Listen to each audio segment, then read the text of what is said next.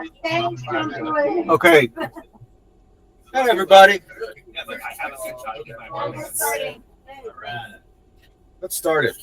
So, we're going to do a little half-hour presentation on collaborative literacy, the art of collaborating, working together. Half hour, keep the questions till later. Write them down in your notebook, save them for later, and we'll get through this. And then after that, we want to do a little housekeeping, like how to make this program better, and all the organizational aspects and all that. We'll talk about that right after. So let's start this. Collaborative literacy. What is that?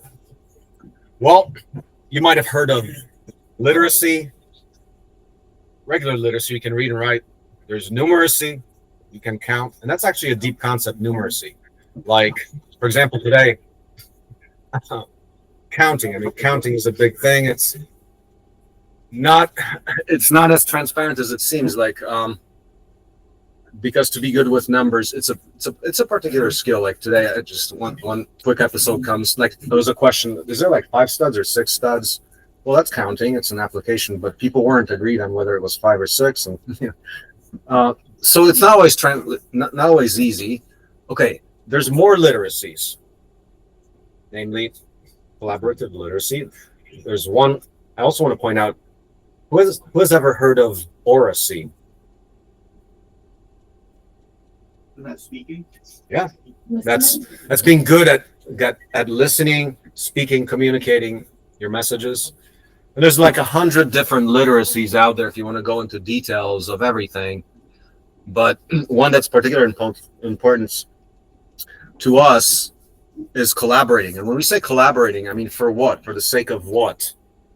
Well, you have to start with the big picture, which is abundance or prosperity for everyone, which we think is attainable. I mean, what are the means to that? We think it's open collaborative approach to life. Open collaborative, especially to economic life. Like economics is housekeeping and etymology, right? Economic life, like what is sharing? I would say ultimately sharing is about resources of all types, but economic sharing is what's I would say is missing.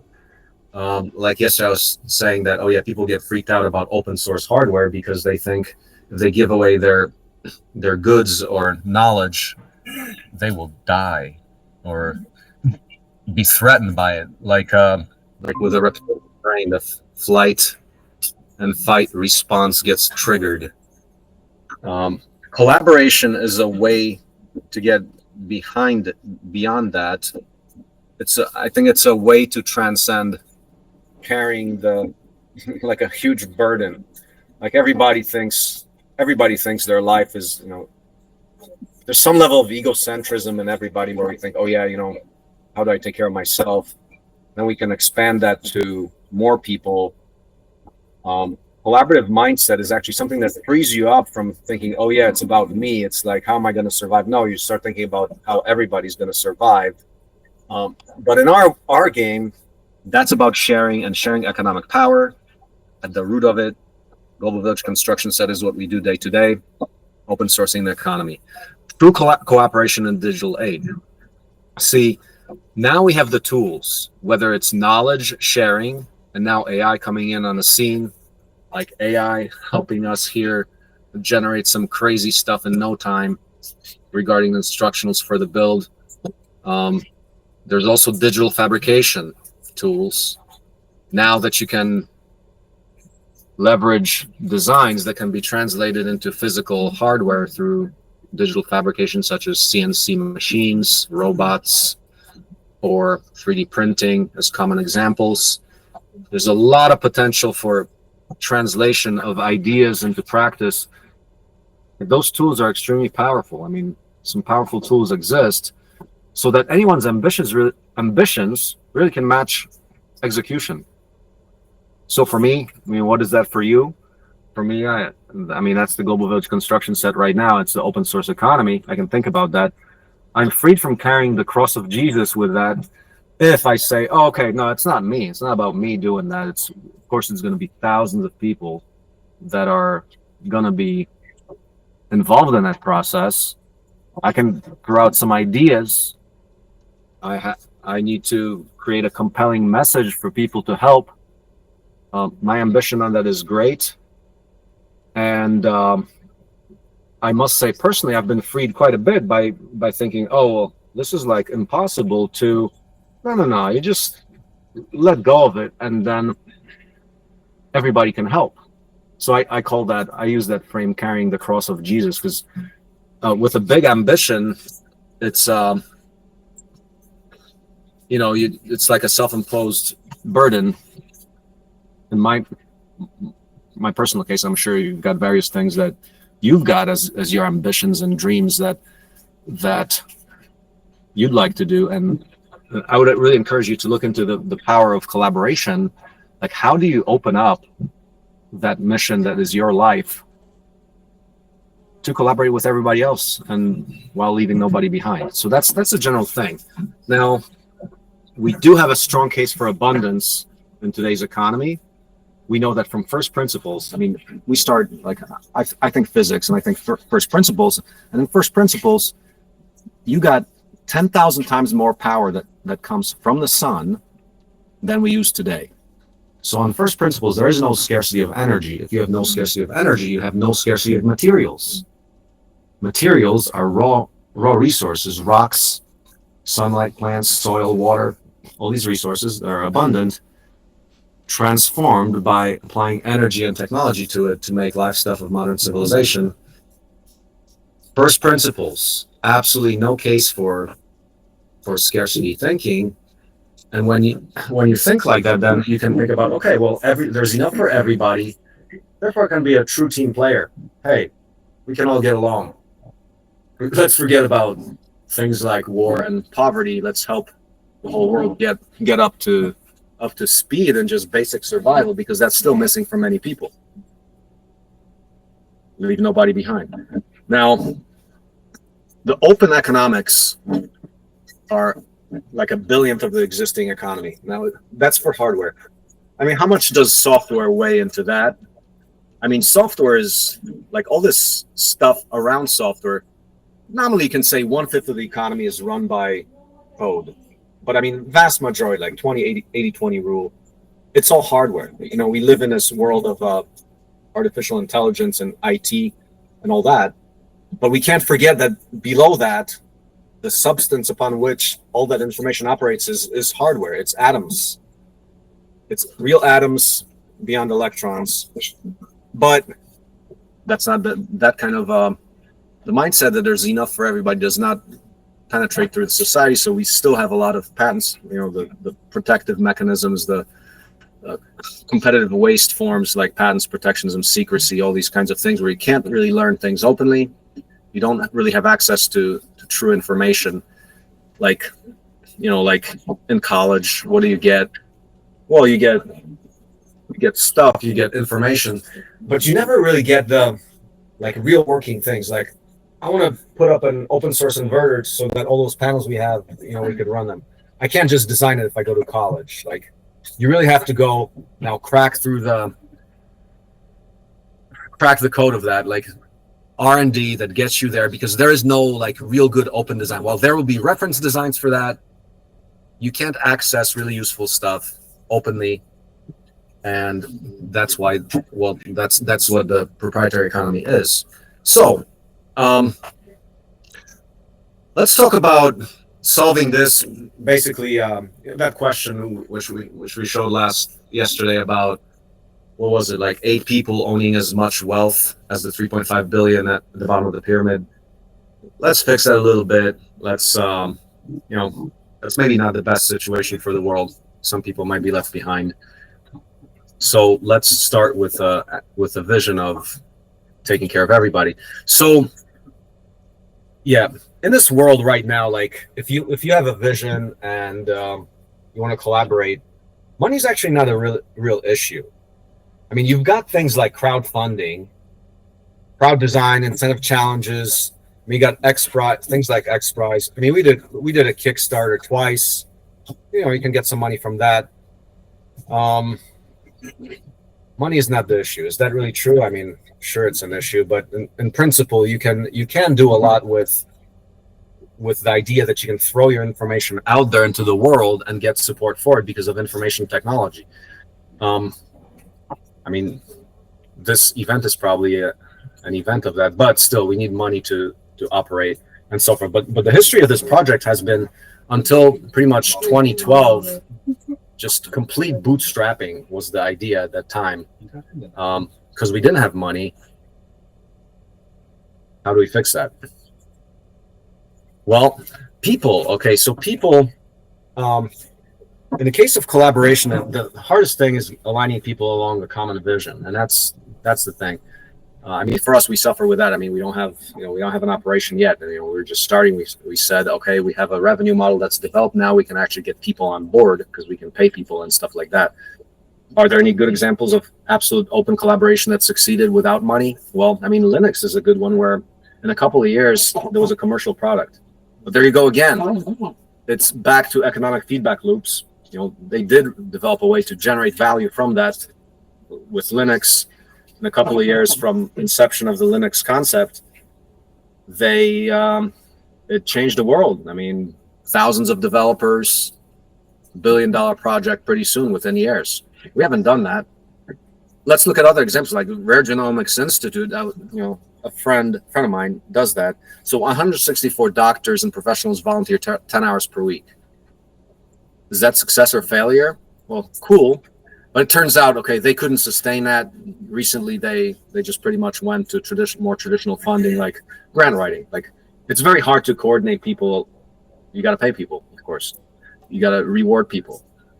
I mean, for ourselves, I mean, we have never really gotten to huge development teams. I mean, we had like 8 or 12 people. We run these design sprints. The number of people show up like a dozen, but we could never crack the big numbers like Linux. So far, indeed. So how do you align a large number of people for, like, what are the key ingredients to massive collaboration to large ends? Well, you got to start with a big thing. You got to start with a big purpose, massive transformative purpose. I borrowed that word from Diamandis of the X Prize. He calls it massive transformative purpose, but something has a deep meaning. Is it a big deal to end artificial scarcity? Yeah. Mass creation of right livelihood, ending war, 100x resource efficiency increase. Just by lifetime design, you get 10x. Open source collaborative gets you another 10x. I mean, but by optimizing design, distributed enterprises that are open, that anybody can replicate to create wealth anywhere, as opposed to every single person hiding their stuff. That's a big purpose. So then how do you approach a big problem? You got to break it down, and that's exactly what we do. I think the modularity concept is huge, that allows us to take something absolutely impossible and break it down, just like the 100 elements that make up all the matter in the universe, so-called, right? We've got 50 machines that are key to 11 trillion of industrial productivity. We're defining the 500 modules that underlie all of technology. So think about modular construction sets, bite-sized chunks. Now, in product development literature, so if you study this topic, there's a page on the wiki called Open Source Product Development. What is open source product development? It's the same as product development, but except you're publishing openly. They do claim, some of the leading research in it says that open collaborative is the future of product development. I mean, it's pretty obvious. In my world, that's pretty obvious. Leading cutting edge research actually does support that. Open source modularity and open source is what product development literature says is the way to go. Cool. We do that. I talked about breaking machines down into modules and then many development steps, bite-sized chunks that in principle anyone can take on. So, but focus, I mean, there needs to be discipline and focus. So, how do you get massive results? For example, the RepRap project, the 3D printer project, I would say is an example of an ad hoc process where a lot of different people started building 3D printers, and now there's commercial grade 3D printers. The whole industry pretty much came out of the open source RepRap project, if you know the history. That started about 2003 or so.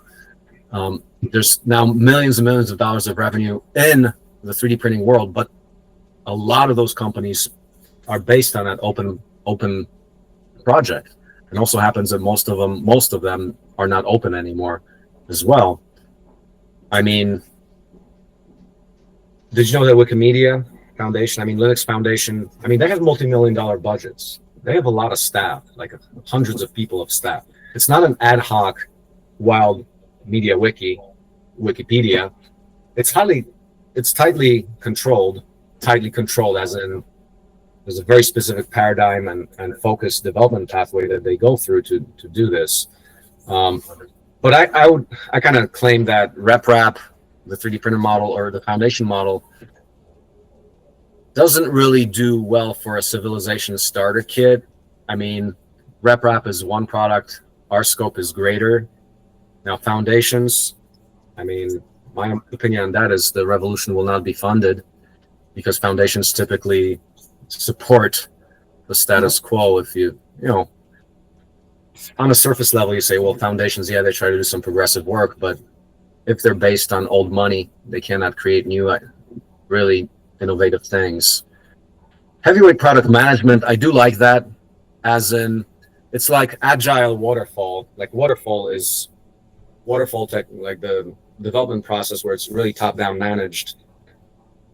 I like to call our development process agile waterfall. So you still have a well-defined set of steps that you follow, but it's very agile, very open, and I mean, still anyone can contribute. Like there is no like top-down control. Anyone can do this and collaborate, but you do need that to solve that coordination problem. That it's not some ad hoc process, but focus. Like for example, we had like here at most we had a dozen people living here, at most. That was like around 2012.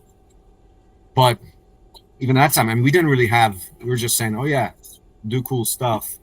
We didn't really have anything. We were working on, for example, the brick press at that time, but nobody ever of the people here was focused, including myself, was focused enough to say, okay, there's that amazing product that costs us $5,000 in materials that the competitors sell for $50,000. Wow, let's turn it into a business.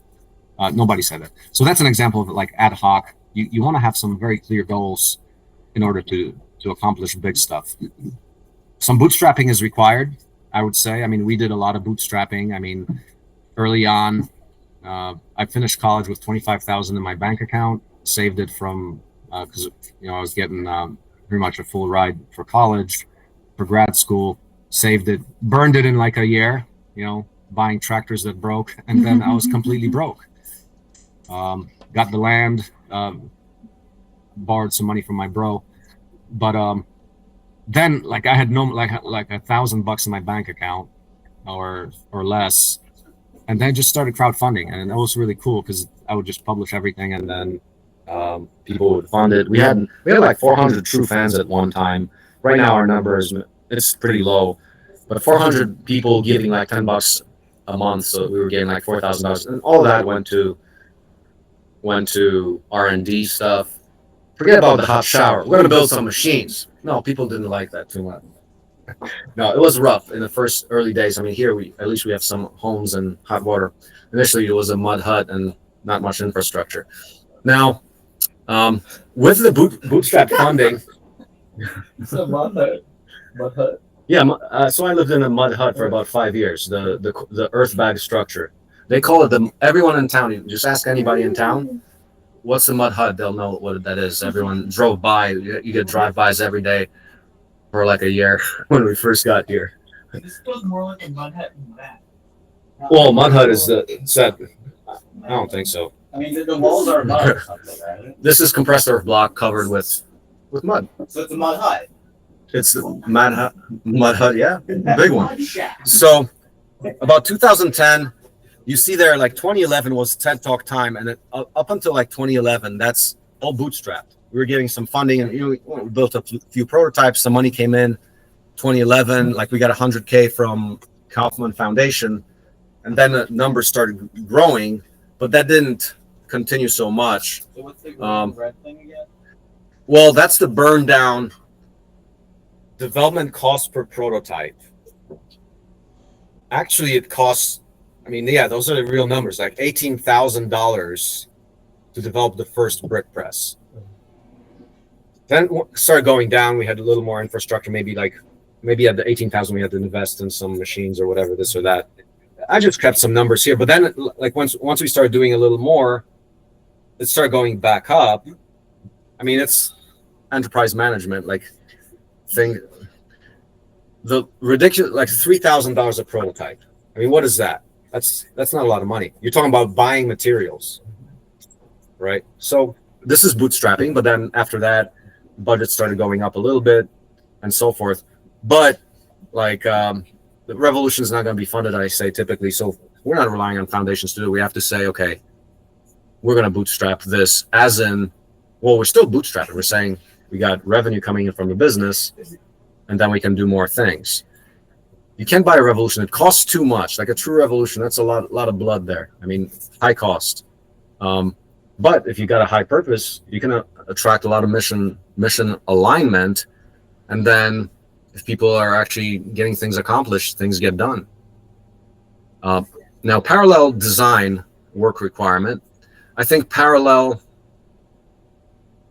design, like that goes along with mission alignment, but you can do a lot of things in parallel with modular design. Here we talk about some numbers. But you heard me say 50 M's, 50 million. I mean, these are real figures. This is what it costs. First, when we cranked out some of the first prototypes, it was thousands of dollars. But like with the Seed Eco Home, we invested probably like $1 million in it to get to where it was a commercial product, in building a few homes and then all the stuff that went with it. I mean, that's a realistic figure. Like if you go to a company and hire out a bunch of engineers, you're going to talk about, an engineering team, like say 4 people for a year. I mean, it'll be like $400,000 in work right there, whatever. I mean, 4 engineers can hardly, I'm not sure they can finish like a new design, say like the skid steer. Might need like 10 people for a year, like $1 million just in labor, or maybe most of that is work, the actual design work, and then some in materials, maybe like 25% material labor to actual design work to materials. But yeah, that's the kind of figure. But it can be done in parallel because we've got the design processes. You gotta have a roadmap. This thing I published a long time ago, starting in 2008. You heard me say 2028. Well, in 2008, I said to myself, okay, we're going to be done with this in 20 years. We're not there yet. We're to 2023 and like we're nowhere. But it's non-linear, so I'm not upset by that. Open source everything. If you have an ambitious goal, roadmap, critical paths, priorities, filters for what you're doing, and budgets are critical to get any organization coherent effort going forward. Critical tools. You got to have some tools, as I say. So there's basic to what we use for collaboration are these kinds of features. Platform, you can upload anything anytime, download anything anytime for immediate access, no paywalls or anything like that. You want to look up something, you're never like blocked by information access. We have a development template, so for each machine through its iterations, you can actually track all the stuff here. There's the genealogies page which lists all the things we've done. For each thing we've done, you've got all these versions, so you can go through all those development steps. It's all documented. Development templates, we like to set those up for any fork, like anybody, like say you build a house, just set up a development template. You can do on the wiki, you can do double bracket and embed. You just type dev / my new project, whatever that is, and you'll seed the wiki. We made some templates on this where you just type in a little line and it seeds the whole 40-step process of that, which you can then start clicking on to link to your work product. Basic tools to organize knowledge, work logs, timesheets, open tools like FreeCAD, absolutely. Like without FreeCAD, we would not, I don't know how we would be able to do this. We'd have to buy some commercial software, which might run out. We wouldn't have control over it, or we wouldn't have like this stuff, for example, that Jackson is doing. We might not be able to do it. I don't know if we could. Just part of it. Would we? Just pirate it. Yeah. Open source. Right. That's not open source. It's pirated. Things like real-time cloud collaboration, video, live crowd editable docs like Google Slides. That's pretty powerful. You can get a whole bunch of people working on things. Modular breakdowns, by all means. An extreme manufacturing model, just a lean manufacturing system with open design, digital fabrication, collaboration, like the scalability of the swarm build. Extreme manufacturing model. That's that. But I mean, that does require quite a bit of input from the people engaging in that. You have to have the skills, or to design, to build, or to manage the information. So it's not that easy. Free and accessible tools, absolutely. You want to have that for a high level of collaboration. FreeCAD. I mean, anyone in Africa can join us right now and start designing new tractors for Africa. They can do that in AutoCAD. Low-cost 3D printing, for example. I mean, in $300 in parts, you can build yourself a 3D printer that makes useful things.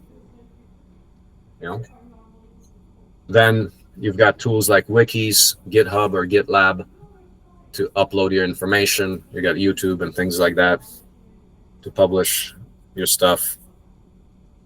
We also do we do have OSE Linux, where we have all the software that we use, the whole stack, just uploaded to it. So when you download it, you've got things like FreeCAD or LibreCAD, Kdenlive, Sweet Home 3D, which is like interior design stuff.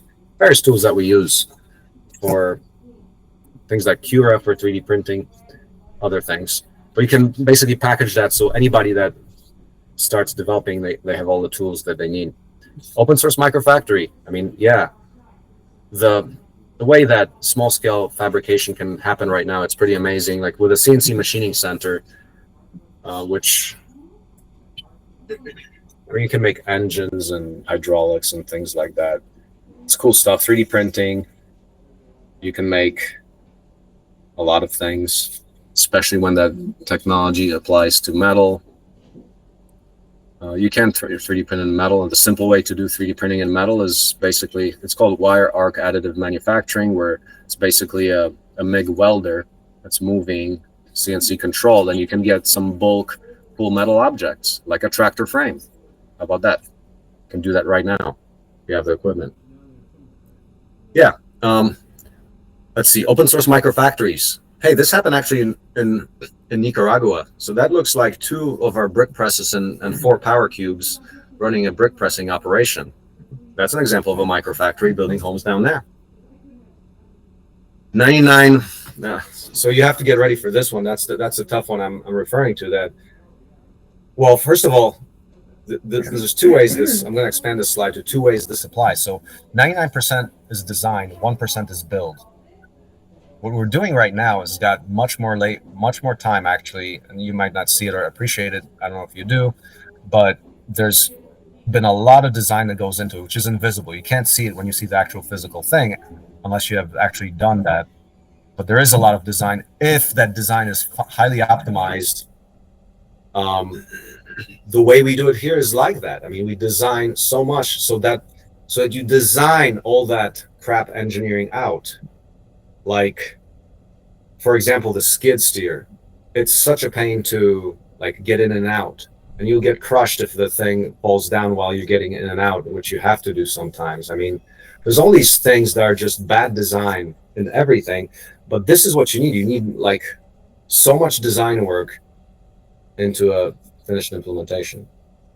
Now, the 99-to-1 rule also applies, I would say, that to enterprise, because to get that last 1% or 5% where you're turning a product from something that you can do to something that anyone can do or make a business out of, that part is hard. That's called productizing something, and it takes more work than it takes you to get to those prototypes that get you encouraged.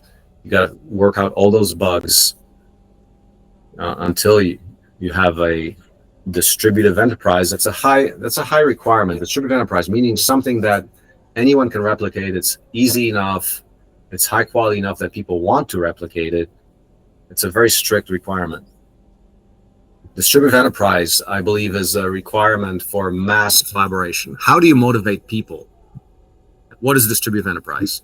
Distributed enterprise is the concept that you're sharing the actual enterprise blueprints.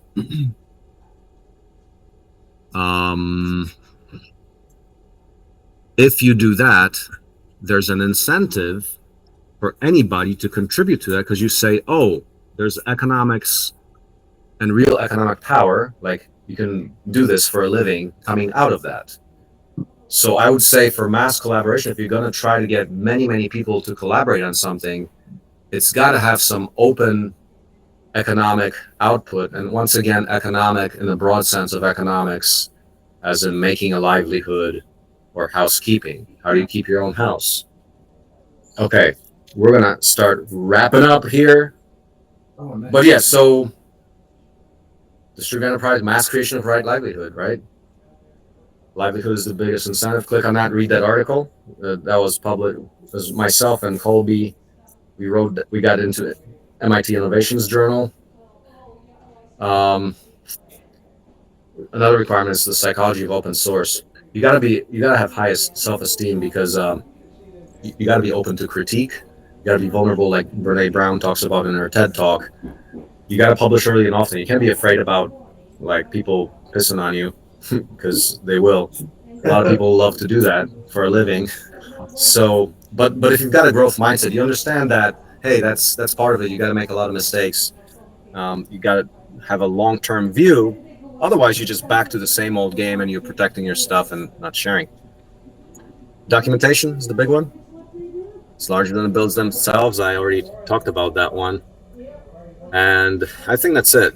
I think so. Any questions on this? The idea here that I'm trying to communicate is that if you're going to do, go on to, you have your mission where obviously anything that's great requires a lot of people to take on. I think some of these principles are highly relevant to how to go about it. So I hope you got some insight into that from our learnings. Thank you. Yeah, man. Yeah. Thank you. Any comments and questions on this stuff? Is this available, that slideshow available? Yeah, absolutely. So just look at my log today, MJ log on the wiki. It's the second link there for December too. Yeah. Hey, Marcin, just a quick question. I don't know if you can hear me. Yes, I can. Go ahead. Hi. So I'm just joining for the first time. It's probably late. We've had a lot of sessions beforehand. Just want to quickly find out from you regarding your apprenticeship, if that's something that's possible, remote. Is it possible to join in on that remotely? So we have one person taking it remotely, in the sense that this guy runs a farm, a blueberry operation, and we're working together on open tools to make that happen. So open source desalination, open source harvesting machines, and other things like that. Right. So this guy, out of the woodwork, he's got an existing enterprise and he wants to make it more efficient through open. So yes, that's possible. The way it could work is that you've got an existing business and you want to apply open principles of collaboration to it, leveraging all those tools. That's one way I think it could work really well. But otherwise, I mean, here we generate revenue by the actual builds that we do in the apprenticeship program. So the economic situation, like, unless you're paying for it, we can't like free ride you or whatever, because the way we support this project is by actually selling the homes that we build. That's like a cross subsidy model. So I don't know if that would be relevant to yourself. Yeah. Well, so the guy who's doing the blueberry operation, I'm assuming it's in Mexico. I think I heard from a previous. Yeah, I'm also in Mexico, and I'm looking to start a development project, a housing development project out in Oaxaca. So I think it's something that we could potentially work together on, because it's more about having self-subsistence with farming, and so building out the farming equipment out there and running a livestock farm operation there. That's the plan, and so perhaps it's something that we can do to work together for an open source project like that. Yeah, absolutely. Get in touch. Yeah, tell me more about this. Let's talk about this. Okay. Yeah, our goal is to recruit 24 people into the program March 1st. By March 1st, so that's some heavy lifting there. We'll see if we can do it. We can attract anybody. Yeah. How much do the skills transfer over between the 50 machines? Like, a lot. I mean, just total. If you can do one, if you can design one of them, you can design everything. And it's really because you have to understand the whole ecosystem of technology. You have to understand collaborative methods, like entrepreneurial things, personal things too, like all of that. It's I would say the kind of tool set of open collaborative R&D. It's R&D. They call it R&D and P, research and development and productization. It's a broad skill set. If you know how to do one well, you're going to be able to do the others. Does that answer it? Yeah. Yeah, absolutely. That's why I'm like, when I think about it, it's like, okay, if you get a deep dive into this, I mean, you can do just about anything, because once you see enough of it, you see how much huge crossover there is between one and the next, because there's only so many underlying concepts. So if you can get to those underlying concepts, you'll start seeing the common ground. And that's what generalists do. The deep generalists, not generalists who are kind of superficial generalists, but deep generalists, that's a term. You've got some depth in a couple areas, and at that point you just start seeing a lot of overlap. And that's the point of genius. Like, once you reach that, you're going to see how much overlap there really is. You see the patterns. You see much more. You start thinking much more about patterns and first principles and paradigms than just, oh, this is like, that's a bread oven and this is a 3D printer. They're like the same thing. You know? Yeah. At what point do you consider a machine to have a full release? Because I see that you have design, planning, prototype almost done, full release. You only has one thing, the CED press, and nothing is in the full release stage. At what point would you consider it to be there? Yeah, so full release state since about 5 years is, it's not that the design is done, it's that the enterprise is done. So once we have demonstrated a viable working enterprise that does that, and we publish that, that's done. The house is there. That's the only one. CEB is not even there. There is not an enterprise behind a CEB press. So the CEB press will never get full release. It absolutely will get full release. Everything will get absolute full release within 3 or 4 years. Oh, according to this cunning plan. Everything on this machine list will. That might be just outdated. That's like, I mean, the wiki is a wild west of information there. It is. I see the CB press page hasn't been updated since January of 2018. See? Go update it today with what you just learned. I don't know how, but I wouldn't even know how to update it because I don't even have any know where everything is, because there's not a wiki. You got to catch 22 there. I was wondering, would anyone appreciate like a wiki tutorial, how to navigate it? Yeah. And would that be worth? Oh yeah. Yeah, it's already navigating. Please do. Definitely. Absolutely, we can do that. I can go on for days on what's on the wiki, because that's actually a lot if you know how to find it. And some people, it's amazing. Some people look at the wiki, it's like, holy cow, I can't believe what's here. Other people, it's like, what the F is this mess? Right? But the person who actually finds that stuff, they must be pretty smart, because they can synthesize like all this stuff coming at them, because there's a lot there. Yeah. It'd be nice if the standards were like standardified. Yeah, but that's up to the community, people. It is, because, okay, think of the wiki. Think of the wiki as a database and a brain dump kind of a thing. Anybody, a graphics designer and all these interface design people, you can start indexing and making it pretty. Like, for example, the index for the house, like what I showed you today. So Katarina does that.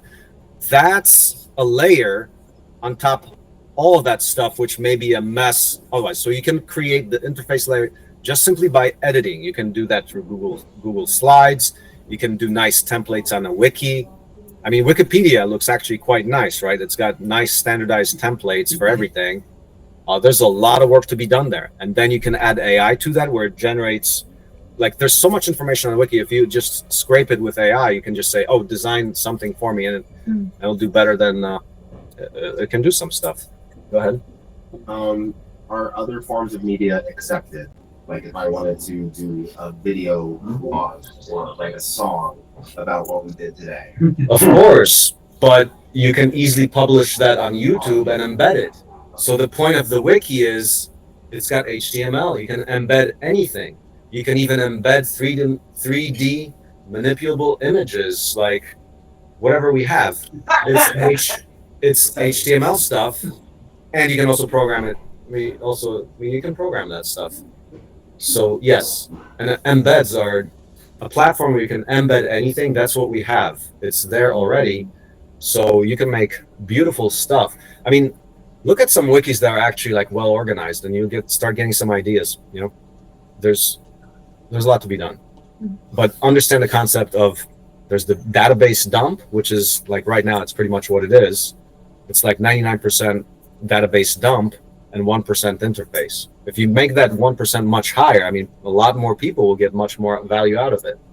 Yeah, but I can do that. I mean, I can dump the, do the database dumps like you see on my log, but anyone can edit and improve that. That's why I say if you've got something to show, or even not something that you think is super great, but you think you can continue like adding to it, even if it's not important, as long as it's some content, don't think it's nothing. It's something. And then you might be surprised that somebody might come up in the future and take that, whatever you seeded, and turn it into a gem. That's happens all the time. Like I would do something, just something there, and some other people edit it. I mean, that's exactly what the wiki is for. It's that you can seed it with little bits, like stubs, little tiny articles, and then they just grow and take a life of their own. That's part of this global collaboration thing. Yeah. So if we were to want to update the global village construction set key, so that it actually tells us what stage each one is in, how would we actually figure out what stage each one is in? Yeah. So what you would have to do is parse through the genealogies page, which shows absolutely everything that we've done. And at that point you can say, oh, this one you've built like 12 of them, and you built like 20 houses with that.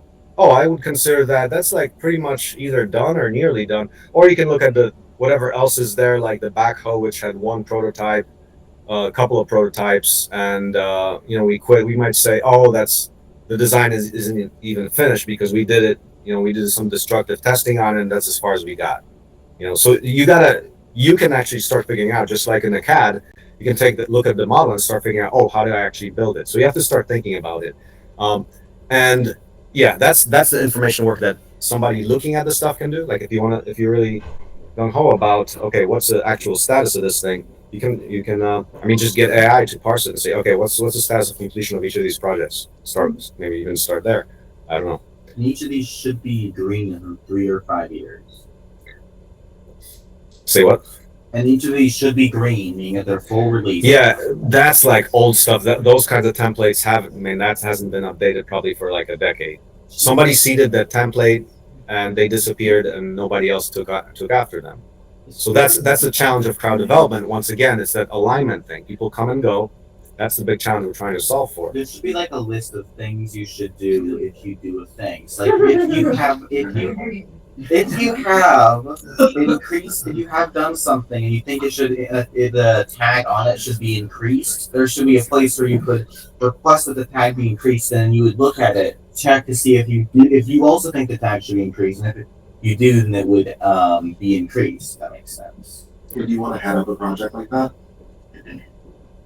I don't know. It would just be like a wiki page that you would direct people to, right? I don't know how to do that computer stuff, but if you did, like, could you do that? Maybe. Regional bit. But that's kind of the point, though. Did any of us see an improvement worth making? Make it. That's the thing. Yeah. I'll definitely need more. Because you're asking a non-existent staff to do your stuff. Like we don't have staff, right?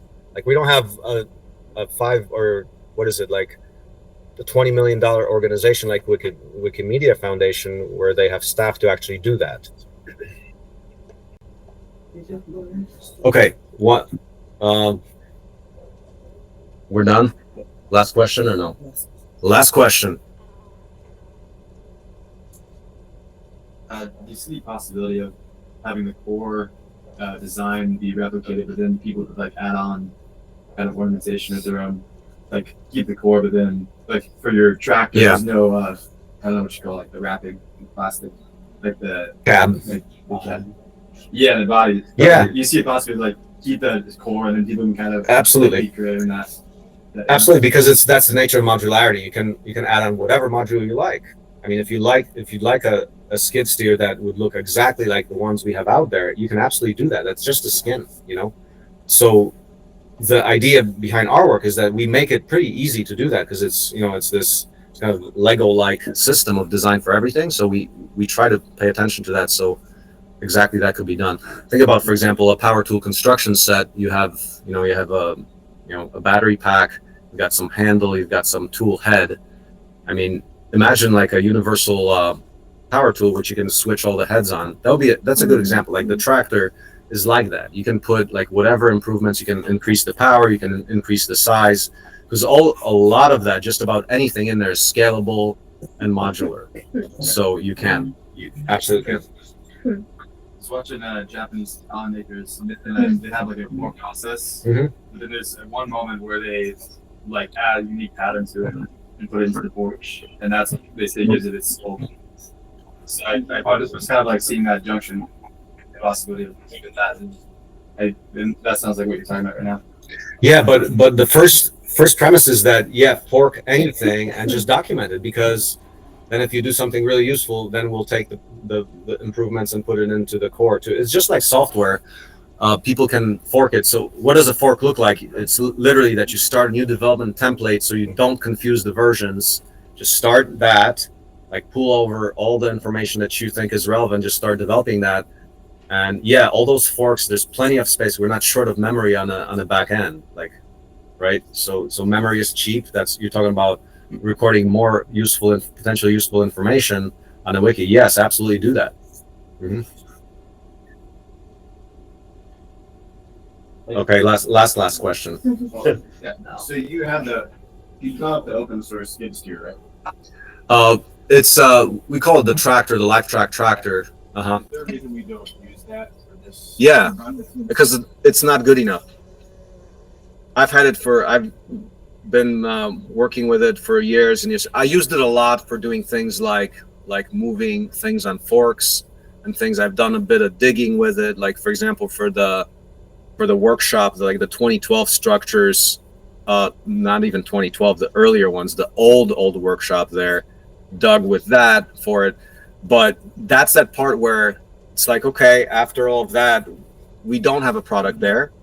And right now it's like my choice was, okay, do I spend like 3 months like just building that, like designing it so I could actually it's highly functional? It'll take like a month of design, month of build, month of testing, like a 3-month cycle, let's say. But I don't have that. Like right now we're doing the house, so that's why we're saying, okay, let's do the apprenticeship. We can dedicate a 24-person team to take that to town in a year. You know, that's like a year project with a crew of 24, right? I can only do so much. I could improve that, but no, there were other priorities like getting the houses on the, into production. Yeah, yeah. And that thing broke in 150 hours. It's got a leaking turbo pump right now. So that was like, holy cow, that's bad. I would expect that from old machines, but a brand new machine in 150 hours, it's already failing anyway. But that's lifetime design. That's what we want. That's why I would build that. We are prioritizing that because that's a core machine we're going to use. We do use all the time. Yeah. Okay. So thank you, everybody. No, I think